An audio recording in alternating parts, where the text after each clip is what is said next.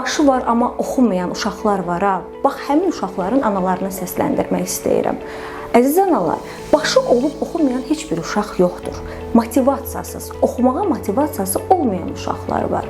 Biz nə etməliyik? Birinci, övladımızı kimləsə müqayisə etmək düzgün deyil. Bir xatırlayın, bəyənərsinizmi ailə üzvlərinizdən kimsə sizi bax qonşunun oğluna və yaxud da bax xalavın qızına desin və onunla müqayisə etsin. İnanmıram bəyənək. Bax, həmin uşaqlarda bu yaşında kiminləsə müqayisə olmağı sevmirlər. Övladımız oxumağı sevmirsə, demək ki, onun motivasiyası yoxdur. Birinci motivasiyadan başlamaq lazımdır. Nə vaxt olub ki, övladınız yazı yazsın, gətirib onu sizə göstərsin və siz onu alqışlayasınız.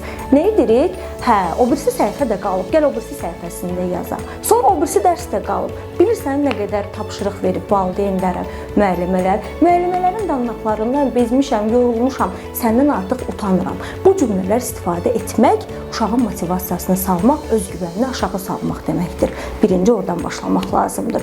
Özünə inamı olan övladlarımız gələcəyin uğurlu təməlidirlər.